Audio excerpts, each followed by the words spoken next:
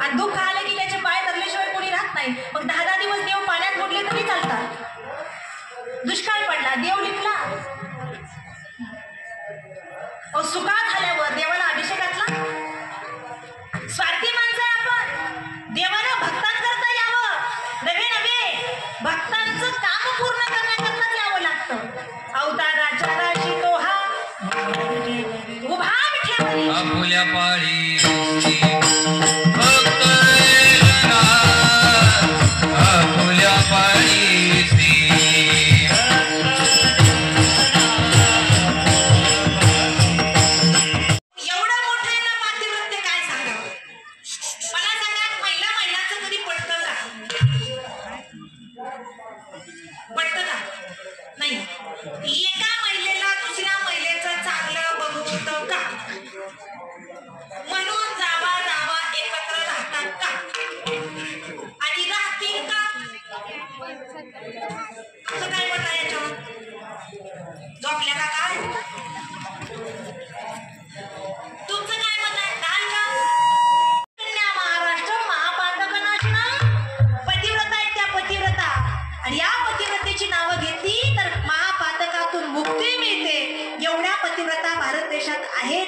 झाल्या. आपण आहे तुम्ही जेवल्याशिवाय मी जेवणार नाही, पण तुम्ही यायच्या आधी मी भाकरी खाल्ल्याशिवाय राहणार नाही. आई आणि या अनसूया मातेंच्या उदरी अवताराला आलेले अंशातम पूर्ण आणि परिपूर्ण व्यापक असणारा, निरुपाधिक मोठा, निरपेक्ष मोठा आणि निर्निमित मोठा असणारा जगाचा माडा कोण? अनसूया. एक सारखे आपला कुठला? जसं रावळात गेले आई, तर रावळात तर देवाला ओळखता आलं नाही.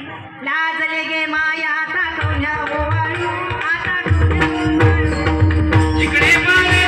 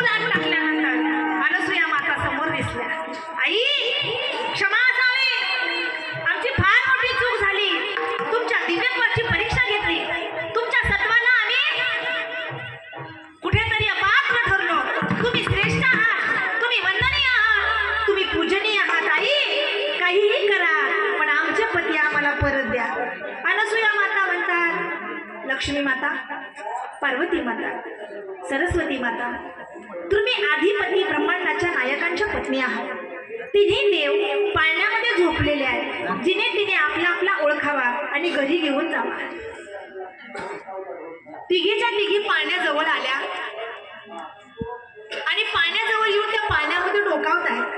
तिन्ही बाळांच्या हालचाली एक, तिन्ही बाळांचे चेहरे एक आणि तिन्ही बाळांचं हास्य एक. सदैव गवळ हास्य वदन हसे, हसतच होते ते, कारण त्यांनाही बरं वाटत होतं आपल्या पत्न्यांना सतवायला.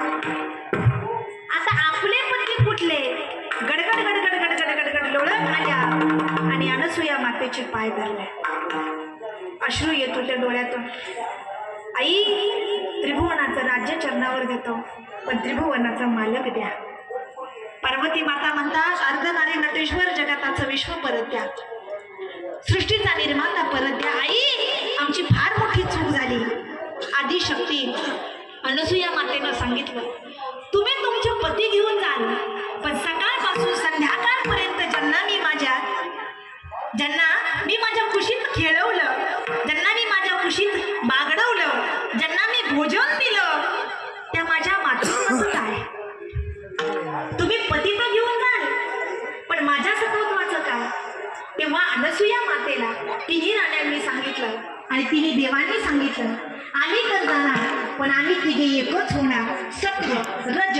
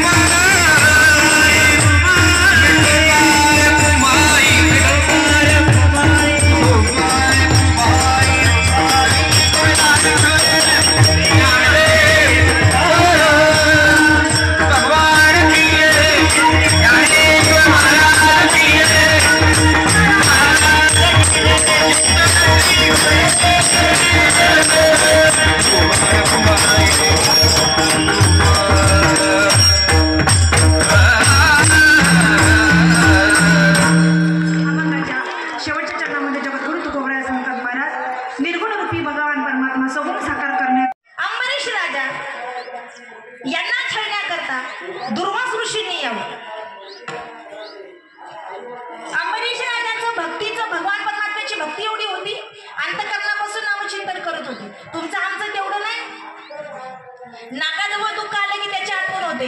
सुखात देव दिसत सुद्धा नाही हो. आणि दुःख आलं की त्याचे पाय धरल्याशिवाय कोणी राहत नाही. मग 10 दिवस देव पाण्यात बुडले तरी चालतात. दुष्काळ पडला, देव लिपला. सुखात आल्यावर देवाला अभिषेक घातला. स्वार्थी माणसं आहे आपण. देवाला भक्तांकरता यावं, नवे भक्तांचं काम पूर्ण करण्याकरताच यावं लागतं. अवताराच्या राशी तो हा उभा ठेवली आपुल्या पाळी आपुल्या पाळी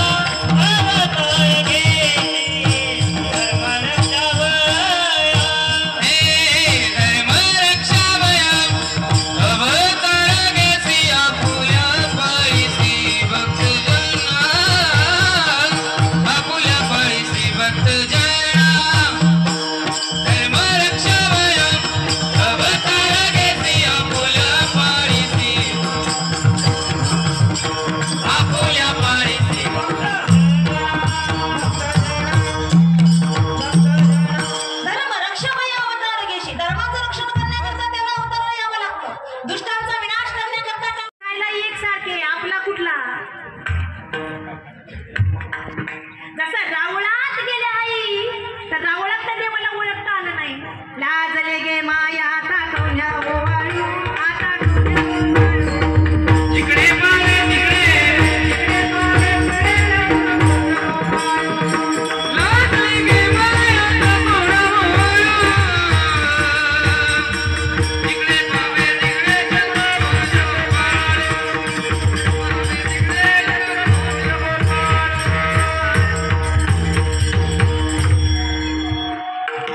आई रावळात गेले की लाजल्या. जिकडे पावे तिकडे चतुर्भुज गोपाळू. आपला देव कुठला ओळखता आला नाही. त्या पाण्यात झोपलेले आपले कुठले ओळखायचं कसं. आत आश्रमात पाऊल टाकला आणि पाऊल आत टाकल्यानंतर अनसुया माता समोर दिसल्या. आई क्षमा असावी, आमची फार मोठी चूक झाली. तुमच्या दिव्यत्वाची परीक्षा घेतली. तुमच्या सत्वाला आम्ही कुठेतरी अपात्र ठरलो. तुम्ही श्रेष्ठ आहात, तुम्ही वंदनीय आहात, तुम्ही पूजनीय आहात. आई काहीही करा पण आमचे पती आम्हाला परत द्या. अनसुया माता म्हणतात, लक्ष्मी माता, पार्वती माता, सरस्वती माता, तुम्ही आधिपती ब्रह्मांडाच्या नायकांच्या पत्नी आहात. तिन्ही देव पाण्यामध्ये झोपलेले आहेत. जिने तिने आपला आपला ओळखावा आणि घरी घेऊन जावा. तिघीच्या तिघी पाण्याजवळ आल्या आणि पाण्याजवळ येऊन त्या पाण्यामध्ये डोकावत आहेत. तिन्ही बाळांच्या हालचाली एक, तिन्ही बाळांचे चेहरे एक आणि तिन्ही बाळांचं हास्य एक. सदय धवल हास्य वदन हसे. हसतच होते ते, कारण त्यांनाही बरं वाटत होतं आपल्या पत्न्यांना सतवायला. आता आपले पत्नी कुठले गडगड गडगड गडगड गडगड लोळत आल्या आणि अनसुया मातेचे पाय धरले. अश्रू येत होते डोळ्यातून. आई त्रिभुवनाचं राज्य चरणावर देतो पण त्रिभुवनाचा मालक द्या. पार्वती माता म्हणतात, अर्धनारी नटेश्वर जगताचं विश्व परत द्या, सृष्टीचा निर्माता परत द्या. आई आमची फार मोठी चूक झाली. आदिशक्ती अनसुया मातेनं सांगितलं, तुम्ही तुमचे पती घेऊन जाल पण सकाळपासून संध्याकाळपर्यंत ज्यांना मी माझ्या कुशीत खेळवलं, ज्यांना मी माझ्या कुशीत बागडवलं, ज्यांना मी भोजन दिलं, त्या माझ्या मातृत्वाचं काय. तुम्ही पती तर घेऊन जाल पण माझ्या सत्वत्वाचं काय. तेव्हा अनसुया मातेला तिन्ही राण्यांनी सांगितलं आणि तिन्ही देवांनी सांगितलं, आम्ही तर जाणार पण आम्ही तिघे एकच होणार. सत्व रज तम आम्ही तिघं एकच होणार. 3 गुणांचा समूह होणार. 3 शिरे 6 हात तया माझे दंडवत. बरोबर संध्याकाळी 6च्या समयाला तिन्ही देव एक झाले आणि एक झाले की नाथ महाराजांनी अभंगाची रचना केली. अभंगाचं प्रथम अवतार विश्वावतार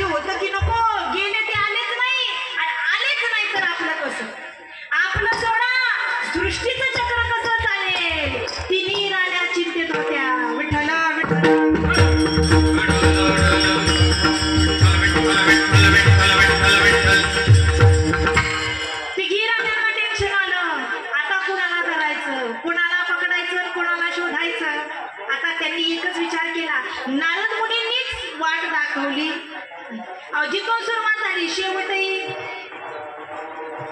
सुरुवात कुणी केली? नारायण. त्यांचं कामच आहे हो, गाडी टाकणार बाजूला ओढ. तिकडं भांडण लागलं की मग मिटवायला झालं. हे देवत्वाचं झालं.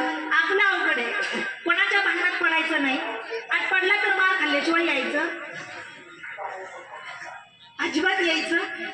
ही तर देवत्वाची भांडण. तिन्ही राजांनी नारद मुनींना स्मरण केलं. नारद मुनी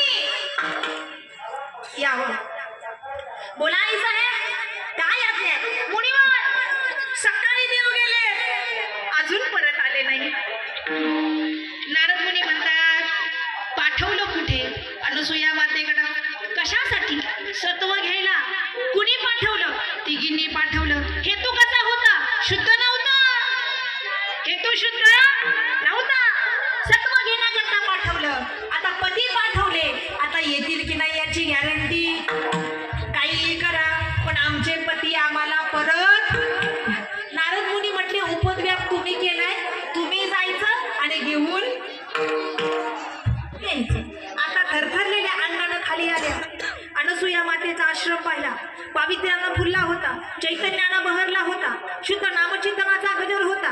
पावित्र्याची स्पंदनं होती. ज्ञानाची स्पंदनं चालली होती. दिव्यत्वाचा प्रकाश पडला होता. कारण तिने देव त्या आश्रमात अवतरायला येणार होते. तिघांच्या आत पाळण्याची दोरी अनसुया मातेच्या हातात होती आणि अनसुया माता पाळणं गात होती. जो जो जो जो रे बाळा जो जो जो जो रे.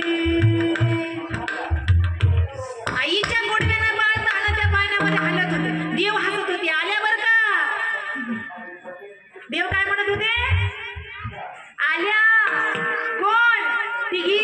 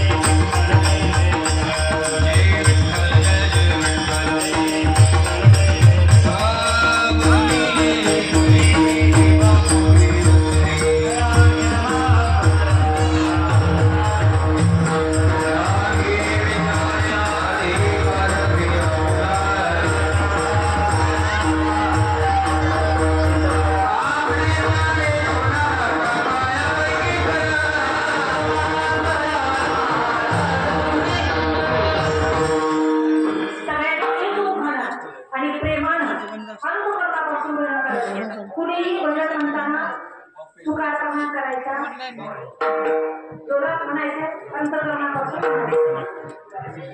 भजन झालं की पुष्पवृष्टी होईल, पुंडलिकाचं भजन होईल.